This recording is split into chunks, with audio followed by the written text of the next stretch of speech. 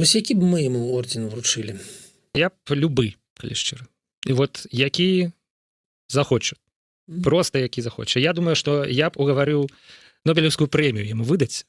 Просто, каб ён нарэшце пакінуў у спакоі. Можа, гэта план? Дарэчы, слухайце, Нобелевскія прэміі за такое, мне здаецца, ну вось калі ты